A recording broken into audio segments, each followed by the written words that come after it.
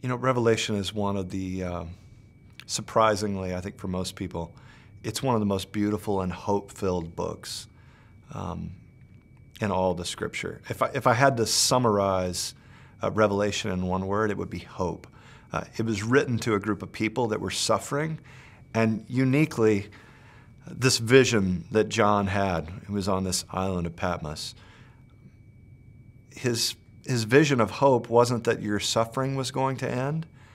It was that he could see another world that made sense of your suffering. And so all of us are going through some hard times. There are challenging things we face.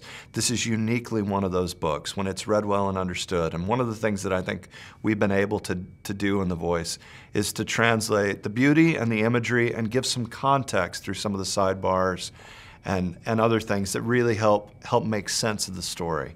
I think you can read it from beginning to end and get a sense of what God's doing. But I promise you this, I don't think you'll be puzzled and alarmed by it. I think you'll put it down at the end and say, I feel better about the future. I have a better sense of what God's doing in the world.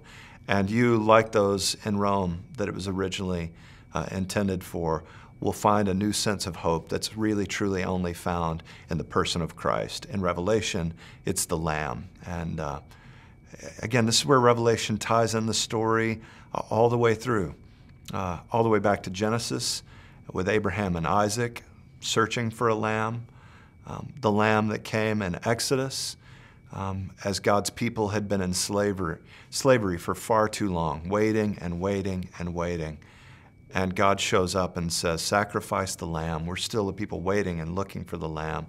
And Jesus appears, and even in Revelation, then we draw back in eternity to this lamb that will reign for all time. So I'd say read it, and if you don't find it to be hopeful, then I'll give you your money back.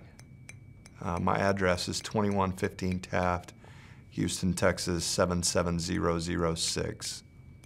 Send me a letter, send back your copy.